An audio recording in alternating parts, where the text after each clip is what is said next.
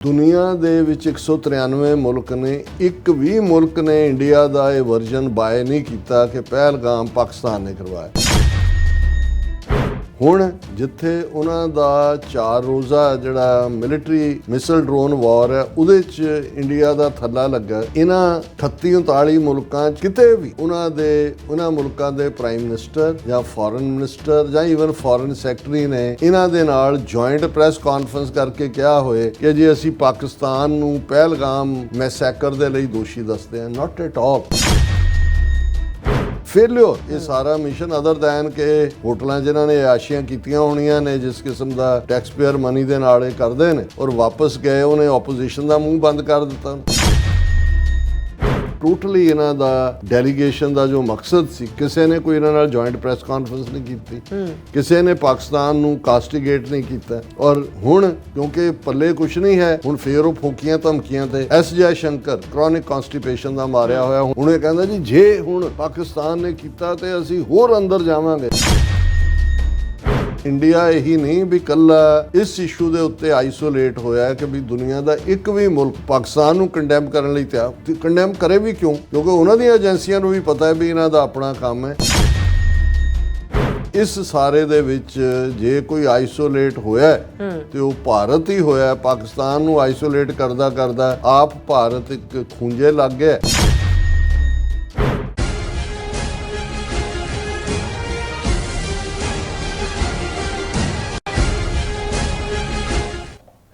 Viewers welcome back on program. So viewers ਗੱਲਬਾਤ ਕਰਨ ਜਾ ਰਹੇ ਹਾਂ ਕਿ ਭਾਰਤ ਦਾ 60 ਮੈਂਬਰੀ ਡੈਲੀਗੇਸ਼ਨ ਦੁਨੀਆ ਦੇ 39 ਦੇਸ਼ਾਂ ਦਾ ਦੌਰਾ ਕਰਕੇ ਟੈਕਸ ਪੇਅਰਸ ਦੇ ਕਰੋੜਾਂ ਰੁਪਏ ਖਰਚ ਕਰਕੇ ਭਾਰਤ ਵਾਪਸ ਮੁੜ ਆਇਆ। ਸੋ ਇਸ ਭਾਰਤੀ ਡੈਲੀਗੇਸ਼ਨ ਮਿਸ਼ਨ ਦਾ ਮਕਸਦ ਦੁਨੀਆ ਵਿੱਚ ਪਾਕਿਸਤਾਨ ਨੂੰ ਪਹਿਲਗਾਮ ਘਟਨਾ ਲਈ ਜ਼ਿੰਮੇਵਾਰ ਦੱਸ ਕੇ ਅਲੱਗ ਥਲੱਗ ਕਰਨਾ ਸੀ, ਜਿਸ ਵਿੱਚ ਉਹ ਪੂਰੀ ਤਰ੍ਹਾਂ ਫੇਲ ਹੋਇਆ। ਹੁਣ ਭਾਰਤੀ ਵਜ਼ੀਰਾਂ ਵੱਲੋਂ ਪਾਕਿਸਤਾਨ ਦੇ ਖਿਲਾਫ ਪੂਰੀ ਤਰ੍ਹਾਂ ਜੜਿਆ ਜ਼ਹਿਰ ਉਗਲਿਆ ਜਾ ਰਿਹਾ ਤੇ ਅੱਗੋਂ ਲਈ ਧਮਕੀਆਂ ਜਿਹੜੀਆਂ ਨੇ ਉਹ ਦਿੱਤੀਆਂ ਜਾ ਰਹੀਆਂ। ਸੋ ਇਸ ਬਾਰੇ ਆਪਾਂ ਗੱਲਬਾਤ ਕਰਨ ਜਾ ਰਹੇ ਹਾਂ। ਸੋ ਅਸੀਂ ਚਾਹਾਂਗੇ ਕਿ ਤੁਸੀਂ ਇਸੇ ਤਰ੍ਹਾਂ ਬਣੇ ਰਹਿਣਾ, ਦੇਖਣ ਸੁਣ ਲਈ ਲਿਖਣ ਲਈ ਤੁਹਾਡਾ ਸਭ ਦਾ ਬਹੁਤ ਬਹੁਤ ਧੰਨਵਾਦ ਜੀ। ਡਾਕਟਰ ਸਾਹਿਬ ਕੀ ਕਹਿਣਾ ਚਾਹੋਗੇ? ਦੇਖੋ ਗੱਲ ਤਾਂ ਜੇ ਅਸੀਂ 4 ਰੋਜ਼ਾ 7 ਮਈ ਤੋਂ 10 ਮਈ ਤੱਕ ਮਿਸਲ ਡਰੋਨ ਵਾਰ ਦੇਖੀਏ, ਜਿਸ ਦੇ ਲਈ ਭਾਰਤੀਆਂ ਨੂੰ ਬੜਾ ਚਾਅ ਚੜਿਆ ਹੋਇਆ ਸੀ ਕਾਫੀ ਦੇਰ ਤੋਂ, ਪਿਛਲੇ ਕੁਝ ਸਮੇਂ ਤੋਂ ਪਾਕਿਸਤਾਨ ਨੂੰ ਸਬਕ ਸਿਖਾਉਣ ਦੀ ਲਾਈਨ ਜਿਹੜੀਆਂ ਗੱਲਾਂ ਮੋਦੀ ਨੇ ਪਿਛਲੀ ਆਪਣੀ ਇਲੈਕਸ਼ਨ ਕੈਂਪੇਨ ਵੇਲੇ ਵੀ, ਇਸ ਦੀ ਤੀਸਰੀ ਟਰਮ ਹੈ ਔਰ 2024 ਦੇ ਵਿੱਚ ਵੀ ਉਹਨੇ ਇਹ ਬੜੇ ਮਾਣ ਨਾਲ ਕਿਹਾ 2019 ਨੂੰ ਕੋਟ ਕਰਕੇ ਕਿ ਜੀ ਅਸੀਂ ਘਰ ਮੇ ਘੁਸ ਕੇ ਮਾਰਾ ਔਰ ਅਸੀਂ ਇਹ ਕਰ ਦਿੱਤਾ ਤੇ ਅਸੀਂ ਉਹ ਕਰ ਦਿੱਤਾ। ਹੁਣ ਕਿਉਂਕਿ ਹਕੂਮਤ ਬਹੁਤ ਸਾਰੇ ਫਰੰਟਸ ਦੇ ਉੱਤੇ ਮੁਕੰਮਲ ਫੇਲ ਹੋਈ ਹੈ, ਉਹ ਖਾਸ ਤੌਰ 'ਤੇ ਜਦੋਂ ਤੋਂ ਟਰੰਪ ਨੇ ਝਟਕਾ ਦੇਣਾ ਸ਼ੁਰੂ ਕੀਤਾ ਇੰਡੀਆ ਨੂੰ, ਟੈਰਿਫ ਕਿੰਗ ਹੀ ਨਹੀਂ, ਜਿਸ ਅੰਦਾਜ਼ ਦੇ ਵਿੱਚ ਬਾਰ-ਬਾਰ ਮੋਦੀ ਨੂੰ ਜਿਹੜਾ ਹੈ ਉਹ ਹਿਊਮੀਲੇਟ ਵੀ ਕੀਤਾ, ਭਾਰਤ ਨੂੰ ਉਹਦੀ ਅਸਲੀ ਔਕਾਤ ਵੀ ਦਿਖਾਈ। ਉਹ ਟਰੰਪ ਦੇ ਆਪਣੇ ਰੀਜ਼ਨ ਨੇ ਉਸ ਦੇ ਲਈ। ਸੋ ਆਪਣੇ ਲੋਕਾਂ ਦੇ ਵਿੱਚ ਔਰ ਅਨਇੰਪਲੋਇਮੈਂਟ ਔਰ ਬਾਕੀ ਪ੍ਰੋਬਲਮਸ ਜਿਹੜੀਆਂ ਨੇ ਉਹ ਬਹੁਤ ਤੇਜ਼ੀ ਨਾਲ ਸਾਹਮਣੇ ਆਈਆਂ। ਸੋ ਉਹਨਾਂ ਨੂੰ ਕੁਝ ਡਾਈਵਰਜਨ ਵੀ ਚਾਹੀਦੀ ਸੀ। ਔਰ ਜੇ ਤੁਸੀਂ RSS ਦੀ ਨੀਤੀ ਇਨ ਜਨਰਲ ਔਰ BJP ਦੇ ਇਨ ਪਰਟੀਕੂਲਰ ਇਸ ਸਾਰੇ ਪੀਰੀਅਡ 'ਚ ਦੇਖੋ ਤਾਂ ਹਿੰਦੂ ਮੁਸਲਮਾਨ ਪੋਲਰਾਈਜੇਸ਼ਨ 'ਚੋਂ ਹੀ ਉਹਨਾਂ ਨੇ ਕੈਲਕੂਲੇਟ ਕਰ ਲਿਆ ਕਿ ਭਾਈ ਜੇ 18-19% ਮੁਸਲਮਾਨ ਜਿਹਨੂੰ ਉਹ 13-14% ਹੀ ਬਣਾਉਂਦੇ ਨੇ, ਉਹਨਾਂ ਨੂੰ ਬਿਲਕੁਲ ਸਾਈਡ ਲਾਈਨ 'ਤੇ ਵੀ ਲਾ ਦਈਏ, ਨਾ ਵੀ ਉਹਨਾਂ ਦੀਆਂ ਸਾਨੂੰ ਵੋਟਾਂ ਮਿਲਣ ਤੇ ਫਿਰ ਵੀ ਅਸੀਂ ਜਿਹੜਾ ਹਿੰਦੂਆਂ ਦੇ ਵਿੱਚ ਅਸੀਂ ਹਿੰਦੂ ਹੋਣ ਦਾ ਝੂਠਾ ਪ੍ਰਾਈਡ ਭਰ ਕੇ ਉਹਨਾਂ ਦੇ ਸਿਰ ਦੇ ਉੱਤੇ ਹਕੂਮਤ ਕਰ ਸਕਦੇ ਹਾਂ। ਔਰ ਉਹ ਇਸ ਦੇ ਵਿੱਚ ਕਾਮਯਾਬ ਵੀ ਨੇ, ਇਹਦੇ ਵਿੱਚ ਕੋਈ ਸ਼ੱਕ ਨਹੀਂ ਹੈ। ਇਹ ਕਾਰਨ ਹੈ ਕਿ ਹਰ ਕ੍ਰਾਈਸਿਸ ਜਦੋਂ ਆਉਣ ਵਾਲਾ ਹੁੰਦਾ, ਉਹ ਇਲੈਕਸ਼ਨਾਂ ਦਾ ਹੋਏ ਕੋਈ ਹੋਰ ਹੋਏ, ਹਿੰਦੂ ਮੁਸਲਮਾਨ ਕਰਨਾ ਸੌਖਾ ਹੁੰਦਾ। ਉਹਦੇ ਲਈ ਉਹਨਾਂ ਕੋਲ ਮਸ਼ੀਨਰੀ ਹੈ, 600 ਉਹਨਾਂ ਦਾ ਝੂਠਾ TV ਚੈਨਲ ਹੈ ਜਿਹੜਾ ਸਵੇਰ ਤੋਂ ਸ਼ਾਮ ਤੱਕ ਝੂਠ ਪਰੋਸਦੇ ਨੇ, ਹਜ਼ਾਰਾਂ ਉਹਨਾਂ ਨੇ IT ਸੈੱਲ ਦੇ ਲੋਕ ਰੱਖੇ ਹੋਏ ਨੇ ਔਰ ਈਵਨ ਫੇਸਬੁੱਕ, ਇੰਸਟਾਗ੍ਰਾਮ, YouTube ਔਰ ਬਾਕੀ ਸੋਸ਼ਲ ਮੀਡੀਆ ਚੈਨਲਸ ਦੇ ਉੱਤੇ X ਜਿਹਨੂੰ ਟਵਿੱਟਰ ਕਹਿੰਦੇ ਸੀ, ਉਹਦੇ 'ਚ ਵੀ ਉਹਨਾਂ ਦੇ ਬੰਦੇ ਬੈਠੇ ਹੋਏ ਨੇ। ਉਹ ਜੋ ਮਰਜ਼ੀ ਜਿਸ ਮਰਜ਼ੀ ਨੂੰ ਟ੍ਰੈਂਡ ਕਰਾ ਦੇਣ, ਜਿਸ ਮਰਜ਼ੀ ਨੂੰ ਵਾਇਰਲ ਕਰਾ ਦੇਣ, ਜਿਸ ਮਰਜ਼ੀ ਦੇ ਖਿਲਾਫ ਰਿਪੋਰਟਾਂ ਕਰਕੇ ਉਹਨੂੰ ਬਲੌਕ ਕਰਾ ਦੇਣ। ਇਹ ਪਾਰਟ ਤਾਂ ਲਗਾਤਾਰਤਾ ਨਾਲ ਅਸੀਂ ਦੇਖ ਹੀ ਰਹੇ ਬਿਲਕੁਲ। ਔਰ ਇਸ ਸਾਰੀ ਕੜੀ ਦੇ ਵਿੱਚ ਹੀ ਜਿਹੜਾ ਪਹਿਲਗਾਮ ਦਾ ਫਾਲਸ ਫਲੈਗ ਆਪਰੇਸ਼ਨ ਜਿਹੜਾ 22 ਅਪ੍ਰੈਲ ਨੂੰ ਕੀਤਾ ਗਿਆ, ਉਸ 'ਚੋਂ ਉਹਨਾਂ ਨੇ ਇਹ ਕੱਢਣਾ ਸੀ ਕਿ ਜੀ ਅਸੀਂ ਪਾਕਿਸਤਾਨ ਨੂੰ ਸਬਕ ਸਿਖਾ ਦਿੱਤਾ ਹੈ, ਆਤੰਕੀ ਕੈਂਪਾਂ ਤੇ ਹਮਲੇ ਕੀਤੇ, ਫਲਾਣਾ ਟਿਮਕਾ। ਇਹਦੇ ਤੇ ਅਸੀਂ ਕਾਫੀ ਪ੍ਰੋਗਰਾਮ ਕੀਤੇ ਹੋਏ ਨੇ, ਉਹਦੇ ਵੇਰ ਵਿੱਚ ਮੈਂ ਨਹੀਂ ਜਾਵਾਂਗਾ ਜੀ। ਲੇਕਿਨ ਇਹੀ ਨਹੀਂ ਕਿ ਮਹਿਜ਼ ਉਹਨਾਂ ਦੇ ਲਈ ਸਰਪ੍ਰਾਈਜ਼ ਸੀ ਜੋ ਰਿਸਪੌਂਸ ਪਾਕਿਸਤਾਨ ਨੇ ਦਿੱਤਾ, ਰਾਦਰ ਉਹਨਾਂ ਦੇ ਲਈ ਉਹ ਜ਼ਮੀਨ ਨੂੰ ਵੀ ਕਹਿੰਦੇ ਸੀ ਕਿ ਵੀ ਤੂੰ ਪਾਸੇ ਹੋ, ਅਸੀਂ ਜ਼ਮੀਨ ਦੇ ਥੱਲੇ ਦਫਨ ਹੋਈਏ। ਲੁਕਣ ਦੀ ਥਾਂ ਨਹੀਂ ਸੀ। ਜਦੋਂ ਕਿ ਪਹਿਲੇ ਦਿਨ ਹੀ ਜਦੋਂ 7 ਮਈ ਦਾ ਹੁੰਦਾ, ਉਹਨਾਂ ਦੇ ਰਾਫੇਲ, ਉਹਨਾਂ ਦਾ ਮਿਰਾਜ, ਰਸ਼ੀਅਨ ਮੇਡ ਮਿਗ ਉਹ ਧਰਤੀ ਤੋਂ ਹੁੰਦੇ ਨੇ, ਅਗਲੇ 24 ਘੰਟੇ ਉਹਨਾਂ ਦੀ 에ਅਰਫੋਰਸ ਗਰਾਊਂਡਡ ਹੋ ਜਾਂਦੀ। ਮਤਲਬ ਜਿਹਨੂੰ ਕਹਿੰਦੇ ਨੇ ਸ਼ੈਲ ਸ਼ੌਕਡ ਵੀ ਜਿਹੜਾ ਹੈ ਉਹ ਹੌਲਾ ਸ਼ਬਦ ਹੈ, ਉਹ ਬਿਲਕੁਲ ਜਿਹੜੀ ਹੈ ਉਹਨਾਂ ਨੂੰ ਜਿਵੇਂ ਉਹ ਕਹਿੰਦੇ ਨੇ ਕਿ ਵੀ ਸੱਪ ਸੁੰਘ ਗਿਆ। ਪਹਿਲੇ 24 ਘੰਟੇ ਉਹਨਾਂ ਦਾ ਰਿਸਪੌਂਸ ਇਸ ਲੈਵਲ ਦਾ ਸੀ। ਦੈਨ ਉਹਨਾਂ ਨੇ ਜਦੋਂ ਆਪਣੇ ਡਰੋਨ ਔਰ ਦੂਜੇ ਮਿਜ਼ਾਈਲਾਂ ਦਾ ਪਾਕਿਸਤਾਨ ਦੀ ਜਵਾਬੀ ਕਾਰਵਾਈ, ਔਰ ਅੱਜ ਤੱਕ ਵੀ ਇਹਦੇ ਬਾਵਜੂਦ ਇਹ ਪੁੱਛਿਆ ਜਾ, ਹੌਲੀ ਹੌਲੀ ਬਣਨੇ ਸ਼ੁਰੂ ਹੋਏ। ਉਹਨਾਂ ਦਾ ਫੌਜੀ ਜਰਨੈਲ ਬਾਹਰ ਆ ਕੇ ਸਿੰਗਾपुर के ਕਿੱਥੇ ਉਹਨੇ ਇੰਟਰਵਿਊ ਦਿੱਤਾ ਹੈ, ਉਹਨੇ ਕਿਹਾ ਹਾਂ ਨੁਕਸਾਨ हुआ है, जंग में होते ही हैं। ਫਰਾਂਸ ਇਹਨਾਂ ਦੇ ਨਾਲ ਨਾਰਾਜ਼ ਔਰ ਰਗੜਾ ਦੇ ਰਿਹਾ ਵੀ ਦੱਸੋ ਰਾਫੇਲ ਦਾ ਕੀਤਾ ਕੀ ਹੈ, ਕੀ ਹੋਇਆ, ਅਸੀਂ ਉਹਨੂੰ ਫਰਦਰ ਦੇਖੀਏ ਵੀ ਕੀ ਕਮਜ਼ੋਰੀ ਰਹੀ ਹੈ।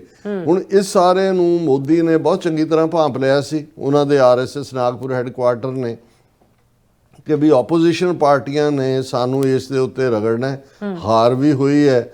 ਔਰ ਦੂਸਰਾ ਪਾਰਟ ਇਹ ਸੀ ਕਿ ਉਸ ਸਾਰੇ 'ਚ ਸਵਾਏ ਅਫਗਾਨਿਸਤਾਨ ਦੀ ਤਾਲਿਬਾਨ ਹਕੂਮਤ ਦੇ ਜਾਂ ਇਹਦਾ ਮੋਦੀ ਦਾ ਨਾਰਸਿਸਿਸਟ ਯਾਰ ਨੈਤਨਯਾਹੂ, ਜਿਹਦੇ 3 ਵਜ਼ੀਰਾਂ ਤੇ ਅੱਜ UK ਨੇ ਪਾਬੰਦੀ ਲਾਈ ਹੈ, 4 ਹੋਰ ਮੁਲਕਾਂ ਨੇ ਜਿਹਨਾਂ 'ਚ ਨਾਰਵੇ ਵੀ, ਕੈਨੇਡਾ ਵੀ, UK ਵੀ, ਆਸਟ੍ਰੇਲੀਆ ਵੀ, ਕਿ ਵੜ ਨਹੀਂ ਸਕਦੇ ਜੋ ਗਜ਼ਾ ਦੇ ਵਿੱਚ ਕਰ ਰਹੇ ਨੇ, ਉਹ ਮੋਦੀ ਦੀ ਹਮਾਇਤ ਤੇ ਆਇਆ। ਦੁਨੀਆ ਦੇ ਵਿੱਚ 193 ਮੁਲਕ ਨੇ, ਇੱਕ ਵੀ ਮੁਲਕ ਨੇ ਇੰਡੀਆ ਦਾ ਇਹ ਵਰਜ਼ਨ ਬਾਏ ਨਹੀਂ ਕੀਤਾ ਕਿ ਪਹਿਲਗਾਮ ਪਾਕਿਸਤਾਨ ਨੇ ਕਰਵਾਇਆ। ਉਹ ਪਾਕਿਸਤਾਨ ਨੇ ਤਾਂ ਫੌਰਨ ਉਹਨਾਂ ਦਾ ਰਿਐਕਸ਼ਨ, ਔਰ ਬਿਲਕੁਲ ਉਹਨਾਂ ਦਾ PR ਵੀ ਇਸ ਮਾਮਲੇ 'ਚ ਜ਼ਬਰਦਸਤ ਸੀ। ਉਹਨਾਂ ਨੇ ਮੀਡੀਆ ਨੂੰ ਵੀ ਬਰੀਫਿੰਗ, ਉਹਨਾਂ ਨੇ ਕਿਹਾ ਜੀ ਕਰਵਾ ਲਓ, ਇੰਟਰਨੈਸ਼ਨਲ ਇਨਵੈਸਟੀਗੇਸ਼ਨ ਕਰਵਾ ਲਓ ਇਸ ਦੇ ਉੱਤੇ। ਜਦੋਂ ਉਹਨਾਂ ਨੂੰ ਇਹ ਲੱਗਾ ਕਿ ਭਾਈ ਇੰਟਰਨੈਸ਼ਨਲੀ ਤਾਂ ਆਈਸੋਲੇਟ ਹੋਏ, ਉਹਨਾਂ ਨੂੰ ਲੱਗਾ ਵੀ ਤਾਂ ਆਪੋਜੀਸ਼ਨ ਹੀ ਇੱਥੇ ਜਿਹੜਾ ਇਹਨੂੰ ਇਸ਼ੂ ਬਣਾਏਗੀ, ਅਸੀਂ ਤਾਂ ਆਪਣੇ ਆਪ ਨੂੰ ਬੜੀ ਵਿਕਟਰੀ ਤੇ ਬੜਾ ਕਰ ਰਹੇ ਹਾਂ। ਉਹਨਾਂ ਨੇ 59 ਮੈਂਬਰੀ ਡੈਲੀਗੇਸ਼ਨ, ਜਿਹਦਾ 'ਚੋਂ ਮੈਜੋਰਿਟੀ ਸਾਰੀਆਂ ਹੀ ਪੋਲੀਟੀਕਲ ਪਾਰਟੀਜ਼ ਦੇ MP ਲਏ, ਕੁਝ ਸਾਬਕਾ ਐਂਬੈਸਡਰ ਜਿਵੇਂ ਤਰਨਜੀਤ ਸੰਧੂ ਅਮਰੀਕਾ 'ਚ ਐਂਬੈਸਡਰ ਹੈ, ਮਰਡਰ ਜਦੋਂ ਹਰਦੀਪ ਸਿੰਘ ਨਿੱਜਰ ਦਾ ਮਰਡਰ ਹੋਇਆ, Gurpatwant Pannu murder plot foil ਹੋਇਆ, ਉਹਦਾ ਵੀ ਉਸ ਦੇ ਵਿੱਚ ਰੋਲ ਹੈ।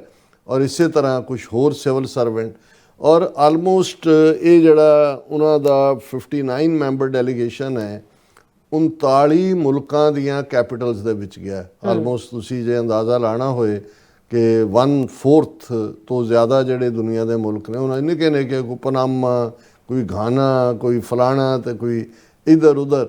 ਵੱਡਾ ਡੈਲੀਗੇਸ਼ਨ ਹੁਣ ਸ਼ਸ਼ੀ ਥਰੂਰ ਦੇ ਥੱਲੇ ਉਹ ਅਮਰੀਕਾ ਵੀ ਲਿਆਂਦਾ। ਅਮਰੀਕਾ ਜੀ ਅਸੀਂ ਥਿੰਕ ਟੈਂਕ ਨੂੰ ਮਿਲੇ, ਅਸੀਂ ਫਲਾਣੇ ਨੂੰ ਮਿਲੇ, ਢਿਮਕੇ ਨੂੰ ਮਿਲੇ। ਹੁਣ ਉਹਨਾਂ ਨੂੰ ਇਸ ਵੀ ਇੱਕ ਤਾਂ ਟੈਕਸ ਪੇਅਰ ਮਨੀ ਦੇ ਉੱਤੇ ਉਹਨਾਂ ਨੂੰ ਇਆਸ਼ੀ ਲਈ ਚਾੜਤਾ, ਕਿੰਨੇ ਹਫ਼ਤਿਆਂ ਬਾਅਦ ਵਾਪਸ ਮੁੜੇ ਨੇ ਹੁਣ ਉਹ ਕਿ ਵੀ ਕਰੋ, ਉੱਥੇ ਆਪੋਜੀਸ਼ਨ ਖਤਮ ਹੋ ਗਈ। ਹੁਣ ਜਦੋਂ ਬਾਹਰ ਆ ਕੇ ਉਹ ਡਿਫੈਂਡ ਕਰਦੇ ਨੇ ਇੰਡੀਆ ਨੂੰ, ਪਾਕਿਸਤਾਨ ਨੂੰ ਬੁਰਾ ਭਲਾ ਕਹਿੰਦੇ ਨੇ, ਤੇ ਜਾ ਕੇ ਉਹਨਾਂ ਦੀਆਂ ਪੋਲੀਟੀਕਲ ਪਾਰਟੀਆਂ, ਉਹ ਕਾਂਗਰਸ ਹੋਏ, ਤ੍ਰਿਣਮੂਲ ਕਾਂਗਰਸ ਹੋਏ, ਸੋਸ਼ਲਿਸਟ ਪਾਰਟੀ ਹੋਏ, ਦੂਸਰੀਆਂ ਹੋਣ ਜਿਨ੍ਹਾਂ ਦੇ ਵੀ ਨੁਮਾਇੰਦੇ ਗਏ, ਆਲਮੋਸਟ ਸਾਰੀਆਂ ਹੀ ਪੋਲੀਟੀਕਲ ਪਾਰਟੀਆਂ ਦੇ ਗਏ, ਉਹ ਉੱਥੇ ਵੀ ਉਹਨਾਂ ਨੂੰ ਹੁਣ ਕੁਝ ਨਹੀਂ ਕਹਿ ਸਕਦੇ, ਰਾਦਰ ਉਹ ਤਾਂ ਡਿਫੈਂਡ ਕਰਕੇ ਆਏ ਨੇ। ਪਰ ਦੇਖਣ ਵਾਲੀ ਗੱਲ ਇਹ ਹੈ ਕਿ ਵੀ ਵਕਤ ਵੀ ਬਾਏ ਕਰ ਲਿਆ ਮੋਦੀ ਨੇ। ਇਨ ਦਾ ਮੀਨ ਟਾਈਮ ਜਿਹੜਾ ਉਹ ਮਿੰਨਤਾਂ ਤਰਲੇ ਇੱਧਰ ਉੱਧਰ ਕਰਕੇ ਜਿਹੜਾ ਉਹ G7 ਦੇ ਵਿੱਚ ਆਪਣੇ ਆਪ ਨੂੰ ਇਨਵਾਈਟ ਵੀ ਕਰਵਾ ਲਿਆ। ਹਾਲਾਂ ਅੱਜ ਹੀ ਮੈਂ ਉਹਨਾਂ ਦੇ ਇੱਕ ਯੂਟਿਊਬਰ ਦਾ ਸੁਣ ਰਿਹਾ ਸੀ, ਉਹ ਕਹਿੰਦਾ ਹੁਣ ਜੋ ਗੱਲ ਟਰੰਪ ਇੱਥੇ ਕਹਿੰਦਾ ਰਿਹਾ ਕਿ ਵੀ ਮੈਂ ਸੀਜ਼ ਫਾਇਰ ਕਰਵਾਇਆ, ਨਹੀਂ ਤਾਂ ਇਹਨਾਂ ਨੇ ਤਾਂ ਨਿਊਕਲੀਅਰ ਹੋ ਜਾਣਾ ਸੀ, ਕਹਿੰਦੇ ਹੁਣ ਤੱਕ ਤਾਂ ਇਹਨਾਂ ਦੀ ਹਿੰਮਤ ਨਹੀਂ ਪਈ ਕਿ ਵੀ ਇਹ ਉਹਨੂੰ ਡਿਨਾਈ ਕਰਨ। ਹੁਣ ਜਦੋਂ ਮੋਦੀ ਨੂੰ ਸਾਹਮਣੇ ਬਿਠਾ ਕੇ ਟਰੰਪ ਨੇ ਕਹਿਣਾ, ਉਹਨੂੰ ਕਿਹਾ ਵੀ ਇਹਦਾ ਇਨਵੀਟੇਸ਼ਨ 3 ਮਹੀਨੇ ਪਹਿਲਾਂ ਚਲਾ ਜਾਂਦਾ, ਕਿ ਹੈਵੀ ਸਪੈਸ਼ਲ ਸੈਸ਼ਨ ਹੈ ਕੈਨੇਡਾ। ਉਹਨਾਂ ਕਿਹਾ ਵੀ ਇਹਨਾਂ ਨੂੰ ਸੱਦਿਆ ਨਹੀਂ ਸੀ, ਇਹਨਾਂ ਨੇ ਤਰਲੇ ਕਿ ਉਹਨਾਂ ਕਿਹਾ ਵੀ ਜੁੱਤੀਆਂ ਮਾਰਨ ਲਈ ਸੱਦਿਆ ਇਹਨੂੰ, ਹਿਊਮਿਲੇਟ ਕਰਨ ਦੇ ਲਈ। ਉਹ ਕਹਿੰਦਾ ਵੀ ਇਹ ਹੁਣ ਨਜ਼ਰ ਆਏਗਾ ਵੀ ਜਦੋਂ ਉਹਨੂੰ ਸਾਹਮਣੇ ਬਿਠਾ ਕੇ, ਔਰ ਵੈਸੇ ਤਾਂ ਮੈਂਬਰ ਹੈ ਹੀ ਨਹੀਂ G7 ਦਾ, ਉਹਨਾਂ ਦੀ ਜਿਹੜਾ ਉਸ ਦਾ ਉਹ ਤਾਂ ਇਨਵਾਈਟ ਹੀ ਐਜ਼ ਏ ਜਿਹੜਾ ਗੈਸਟ ਹੈ। ਔਰ ਇਸ ਸਾਰੇ ਦੇ ਚੱਲਦੇ ਆ ਹੁਣ ਅਸੀਂ ਇਹ ਦੇਖ ਰਹੇ ਹਾਂ ਵੀ ਉਹਨਾਂ ਦੇ ਕੋਲ, ਮੈਂ ਇਹ ਦੇਖ ਰਿਹਾ ਸੀ ਵੀ ਡੈਲੀਗੇਸ਼ਨ ਵਾਪਸ ਆਇਆ, ਸਾਰੇ ਜਿਹੜੇ 39 ਕਿ 38 ਜਿੰਨੇ ਮੁਲਕਾਂ ਦਾ ਦੌਰਾ ਕਰਕੇ ਔਰ ਮੋਦੀ ਉਹਨਾਂ ਦਾ ਸਵਾਗਤ ਕਰ ਰਿਹਾ, ਜਿਹੜਾ ਮੋਦੀ ਨੇੜੇ ਨਹੀਂ ਸੀ ਲੱਗਣ ਦਿੰਦਾ ਆਪੋਜੀਸ਼ਨ ਨੂੰ ਔਰ ਦੂਜੇ। Proud of the way multi party delegations put forward India's voice, prime minister Modi ਕਿ ਜੀ ਮੈਨੂੰ ਬੜਾ ਫਖਰ ਹੈ ਤੁਸੀਂ ਕਿਵੇਂ ਭਾਰਤ ਦੇ ਸਟੈਂਡ ਨੂੰ ਜਿਹੜਾ ਫਿਰ ਉਹਨਾਂ ਨੇ ਜਿਹੜਾ ਉਹ ਆਪਣੇ ਐਕਸਪੀਰੀਅੰਸ ਸਾਂਝੇ ਕੀਤੇ ਔਰ ਇੱਧਰ ਉੱਧਰ ਕੀਤਾ ਔਰ ਮੋਦੀ ਕਹਿ ਰਿਹਾ ਤੁਸੀਂ ਫੈਂਟੈਸਟਿਕ ਜੌਬ ਕੀਤਾ ਔਰ ਇਹ ਜਿਹੜਾ ਡੈਲੀਗੇਸ਼ਨ ਹੈ ਉਹਨਾਂ ਨੇ 33 ਫੋਰਨ ਕੈਪੀਟਲ 'ਚ ਗਏ, ਯੂਰਪੀਅਨ ਯੂਨੀਅਨ 'ਚ ਗਏ ਔਰ ਇਹ ਜਿਹੜਾ ਉਹਨਾਂ ਨੇ ਕਿਹਾ ਕਿ ਜੀ ਇਹ ਜੈ ਸ਼ੰਕਰ ਨੇ ਵੀ ਦਾਅਵਾ ਕੀਤਾ ਕਿ ਵੀ ਡੈਲੀਗੇਸ਼ਨਸ ਨੇ ਬਹੁਤ ਜਿਹੜਾ ਐਫਰਟ ਕੀਤਾ ਔਰ ਬੜਾ ਆਪਣਾ ਮੈਸੇਜ ਦਿੱਤਾ। ਹੁਣ ਜਿੱਥੇ ਉਹਨਾਂ ਦਾ 4 ਰੋਜ਼ਾ ਜਿਹੜਾ ਮਿਲਟਰੀ ਮਿਸਲ ਡਰੋਨ ਵਾਰ ਹੈ ਉਹਦੇ 'ਚ ਇੰਡੀਆ ਦਾ ਥੱਲਾ ਲੱਗਾ।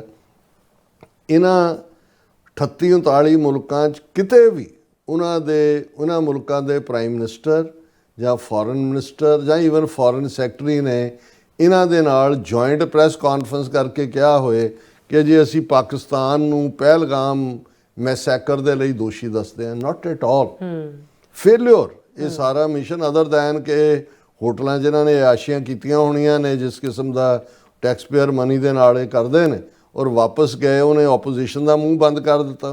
ਹੁਣ ਕਿਉਂਕਿ ਇਹਨਾਂ ਦੀ ਇਹ ਸੈਕੰਡ ਫਰਸਟ੍ਰੇਸ਼ਨ ਹੈ ਜਿਹਦੇ ਤੋਂ 3 ਸਟੇਟਮੈਂਟਾਂ ਜਦੋਂ ਮੈਂ ਦੇਖੀਆਂ ਕਿ ਵੀ ਇਹਦੇ 'ਚ ਜੈ ਸ਼ੰਕਰ ਕਹਿ ਰਿਹਾ terrorism should be treated as global issue not bilateral problem. S Jai Shankar ਉਹ ਇਹ ਕਹਿ ਰਿਹਾ ਕਿ ਵੀ ਇਹ ਗਲੋਬਲ ਇਸ਼ੂ ਹੈ, ਇਹ ਇਕੱਲਾ ਪਾਕਿਸਤਾਨ ਦੇ ਨਾਲ ਜਾਂ ਦੂਜਾ ਨਹੀਂ ਹੈ, ਇਹ ਇਵੇਂ ਇਸ਼ੂ। ਇਹਦਾ ਮਤਲਬ ਇਹ ਹੈ ਵੀ ਟੋਟਲੀ ਇਹਨਾਂ ਦਾ ਡੈਲੀਗੇਸ਼ਨ ਦਾ ਜੋ ਮਕਸਦ ਸੀ, ਕਿਸੇ ਨੇ ਕੋਈ ਇਹਨਾਂ ਨਾਲ ਜੁਆਇੰਟ ਪ੍ਰੈਸ ਕਾਨਫਰੰਸ ਨਹੀਂ ਕੀਤੀ, ਕਿਸੇ ਨੇ ਪਾਕਿਸਤਾਨ ਨੂੰ ਕਾਸਟੀਗੇਟ ਨਹੀਂ ਕੀਤਾ ਔਰ ਹੁਣ ਕਿਉਂਕਿ ਪੱਲੇ ਕੁਛ ਨਹੀਂ ਹੈ ਹੁਣ ਫੇਰ ਉਹ ਫੋਕੀਆਂ ਧਮਕੀਆਂ ਤੇ S Jai Shankar chronic constipation ਦਾ ਮਾਰਿਆ ਹੋਇਆ। ਹੁਣ ਤਾਂ ਇਹਨਾਂ ਮਈ ਦੇ ਮਹੀਨੇ ਤੋਂ ਲੈ ਕੇ ਹੁਣ ਤੱਕ 10 ਸਾਲ ਦੀ ਉਮਰ ਇਹਦੀ ਹੋਰ ਵੱਧ ਗਈ। ਮੈਂ ਸ਼ਕਲ ਦੇਖੀ, ਮੈਂ ਕਿਹਾ ਵੀ ਇਹ ਤਾਂ ਇਹਦੀਆਂ ਕਬਰ 'ਚ ਲੱਤਾਂ ਲੱਗਦੀਆਂ ਨੇ ਹੁਣ।